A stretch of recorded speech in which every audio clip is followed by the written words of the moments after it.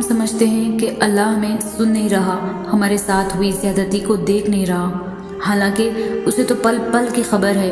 اللہ ہر بات کا، ہر زیادتی کا جواب دیتا ہے، اور اس کا جواب جب آتا ہے تو سوال ختم ہو جاتے ہیں، مگر وہ جواب بس تب دیتا ہے جب ہم کسی کی زیادتی پر صبر کر لیتے ہیں، جب ہم خاموش ہو جاتے ہیں۔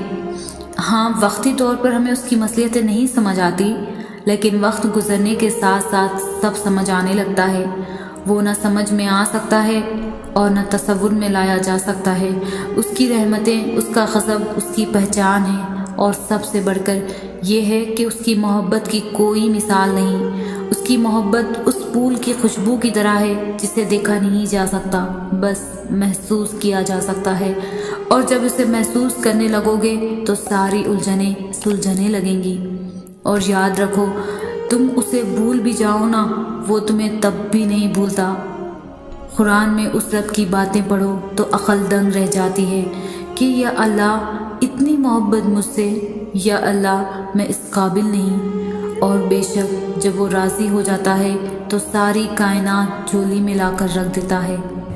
جب اللہ انسان سے راضی ہوتا ہے پھر ہر کام انسان کی مرضی کے مطابق ہوتا ہے۔ محبت اللہ سے شروع ہو جائے تو ملاقات کی تڑپ فجر سے شروع ہوتی ہے اور تہجد پر ختم۔ تم خود سجدوں تک نہیں پہنچتے، بلکہ سجدوں کو تم تک لایا جاتا ہے۔ محبت اگر عیب دیکھتی تو اللہ تعالیٰ کبھی بھی ہماری طرف نہ دیکھتے، اور جس کہانی کی وجہ سے تم تہجد تک پہنچ جاؤ، اس کہانی کو اللہ تعالیٰ کیسے ادھورا چھوڑ سکتے ہیں؟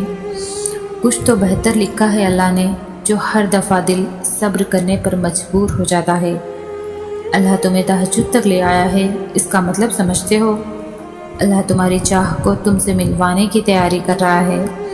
اے اللہ مجھے اتنا بدل دیجئے کہ آپ مجھ سے محبت کرنے لگیں۔ تہجد کا مطلب ہی دعاؤں پر قبولیت کی مہر ہے۔ جب اپنا غم کسی سے بیان نہ کر سکو، جب اپنی کیفیت کو خود ہی نہ سمجھ سکو، جب کوشش کر کے تھک جاؤ، ذہن کام کرنا چھوڑ دے، آنسوؤں میں کمی نہ آئے، تمام دن ایک سے گزرنے لگے، تو خود کو تھکانا چھوڑ دو، سوچو کہ گرداب کو جھٹک دو، اپنا آپ حالات کے حوالے کر دو اس ایک ذات کے بھروسے۔ وہ اتنا رحیم ہے کہ اس پہ بھروسہ کرنے والوں کو تنہا نہیں چھوڑتا، اسے امید دیتا ہے، دلاسے دیتا ہے، اپنے ہونے کا یقین دلاتا ہے۔ مشکل میں ڈالتا ہے تو وہ خود ہی اس مشکل سے نکلنے کا وسیلہ بھی بن جاتا ہے۔ امتحان لیتا ہے تاکہ صابر بنو، آزمائش میں ڈالتا ہے تاکہ شاکر رہو، رلاتا ہے تاکہ صاف دل رہو، چپ بھی کرواتا ہے تاکہ یقین رکھو۔ جگہ جگہ اپنے ہونے کے، اپنے ساتھ کی یقین دہانی کراتا ہے۔ نہ تو تیرے رب نے تجھے چھوڑا ہے اور نہ وہ تجھ سے بیزار ہو گیا ہے۔ سکون ملتا ہے نہ یہ پڑھ کے، اور وہ چنتا انہی کو ہے جن کو وہ خاص کرنا چاہتا ہے۔ پھر غم کس بات کا؟ یہ بات بھی کتنا سکون دیتی ہے کہ ہمیں روتے ہوئے بھی کوئی اور نہیں بلکہ ہمارا خالق دیکھ رہا ہے، ہمارے آنسو خاص ہو رہے ہیں۔ جب تم بہت تکلیف میں خود کو دلاسا دیتے دیتے سو جاتے ہو اور عین تہجد کے وقت تمہاری آنکھ کسی ڈرا دینے والے خوف سے کھلتی ہے، کوئی تکلیف و خیال تمہیں لرزا کے رکھ دیتا ہے، مگر اتفاق، ارے یہ اتفاق تھوڑی ہے، یہ تو بلاوا ہے، تمہیں تو چن لیا گیا ہے۔ رات کے اس پہر جب اکثر و بیشتر لوگ سو رہے ہوتے ہیں، تب تمہیں چن لیا گیا ہے، اس رحمان نے تمہیں بلایا ہے، وہ خود 7ویں آسمان سے پہلے آسمان پر آیا ہے تمہیں چن کر، تمہیں سننے کے لیے کہ تمہیں کیا چاہیے۔ اس وقت وہ خالق براہ راست تمہیں سن رہا ہے، تمہیں کہہ دیا ہے کہ مانگو مجھ سے اور مانگتے چلے جاؤ، میں ہوں نا عطا کرنے والا۔ وہ رب تمہارے مانگنے کا انتظار کر رہا ہے، اور تم اس لمحے کو محض اتفاق سمجھ رہے ہو۔ تمہیں مایوسی ہے کہ مانگ کر بھی کون سا قبول ہوگی۔ تم اس درد کی دوا مخلوق میں تو ڈھونڈ رہے ہیں، مگر اس سے نہیں بانٹ رہے جو تمہاری شاہ رخ سے بھی قریب ہے۔ جب وہ دونوں جہانوں کا خالق ہو کر ہمارے یقین کی لاج رکھتا ہے تو کیا ہم اس کے محبت کی لاج نہیں رکھ سکتے؟ ہاں، اگر وہ حسین تارا جس کی تمہیں چاہ ہے وہ تمہیں نہیں مل سکا تو کیا پتہ اس رب نے تمہیں وہ اکلوتا چاند دینا ہو جسے لوگ دور سے محض دیکھا کرتے ہیں۔ اور اگر تمہارے حصے میں وہ اکلوتا چاند بھی نہ آئے تو کون جانتا ہے کہ پورا آسمان تمہارا مقدر ہو۔ آپ کی محبت کی طرف اللہ تک کھینچ لائی مجھے، آپ کو ڈھونڈنے نکلی تو مل گئی رب تک رسائی مجھے۔ وہ شخص تمہارے لیے کیسے بہتر ہو سکتا ہے جس نے تمہیں تکلیف میں مبتلا کیا؟ اللہ تمہیں وہ چیز کیسے دے سکتا ہے جس کی وجہ سے تم زندگی کا ہر لمحہ تڑپتے ہوئے گزارتے ہو؟ اس چیز کو حاصل کر کے کیا کرو گے جو تمہیں اللہ سے دور کرتی ہے؟ اور اس چیز میں سکون کیوں تلاش کرتے ہو جو اللہ کو ناراض کرتی ہے؟ تمہیں خود کو یہ سمجھانا ہوگا کہ زندگی ملنے اور بچھڑنے کا نام ہے۔ جس کے نصیب میں تہجد کا سجدہ لکھ دیا گیا اس کے نصیب میں خدا لکھ دیا گیا۔ جسے محبت کی انتہا کو پہنچ کر معراج کا افسانہ لکھ دیا گیا۔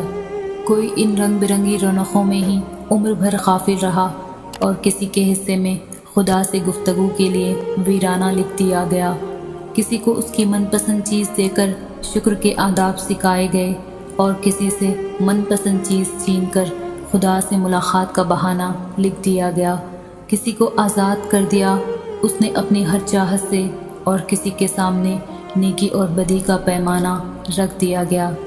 کوئی بے سکون رہا وسیع و عریض مکان میں رہ کر بھی اور کسی کے حصے میں چھوٹا سا پرسکون آشیاں لکھ دیا گیا۔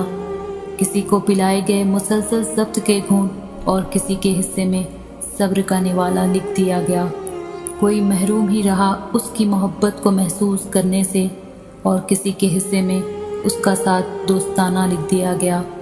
سارے دن تو سب کے لیے برے نہیں ہوتے نا، کبھی رو دیے حالات وقت پر اور کبھی مقدر میں مسکرانا لکھ دیا گیا۔ یہ تو تقسیم ہے اس کی، کوئی مجرم ٹھہرا کوئی مظلوم، کسی کے حق میں گرنا ہو گیا لازم اور کسی کے حصے میں گرنا لکھ دیا گیا۔ جو بار بار پکارتا ہے اسے اس کے پکارنے پر رشک کرتا ہے وہ، کوئی ذرا سی دیر پر ہو گیا مایوس اور کسی کے حصے میں بار بار سر کو جھکانا لکھ دیا گیا۔ کسی کو 4 قدم کے فاصلے پر مل گیا اور کسی کے نصیب میں لمبا سفر لکھ دیا گیا۔ جس نے تمہارا نصیب لکھ دیا ہے دعا سے نصیب کو تمہاری مرضی سے بدلے گا بھی وہی۔ جس نے لاکھ دشواریوں کے بعد بھی خیال دل سے نکلنے نہیں دیا اس دعا پر کن کی مہر لگائے گا بھی وہی۔ سنو، تمہارے چاہ جانے سے پہلے ہی اللہ کا چاہ جانا آتا ہے، کیونکہ تم تو چاہ بھی نہیں سکتے جب تک اللہ نہ چاہے۔ تو پھر تم نے یہ کیسے سوچ لیا کہ وہ تمہاری چاہ کو اپنی چاہ میں نہیں بدلے گا؟ سنو، بس اگر وہ تمہارے طے شدہ وقت پر تمہاری دعاؤں کا جواب نہیں دے رہا تو وہ تمہیں بار بار سننا چاہتا ہے، کیونکہ اسے تمہاری پکار کا انداز پسند آ گیا ہے۔ اسے تو بھا گیا ہے تمہارا یوں تڑپتی ہوئی دعاؤں کو اس کے عرش کی جانب کامل یقین کے ہمراہ آنکھوں سے ٹوٹ کر بے اختیار گرنے والے شفاف موتیوں میں قید کرتے ہوئے رواں کرنا۔ اللہ پر کامل یقین، مخلص دل کی تڑپ اور مضبوط توکل کے ہمراہ ہی تو دعائیں قبولیت کی تمام حدوں کو پار کرتے ہوئے معجزوں کے حصار میں قدم جماتی ہے۔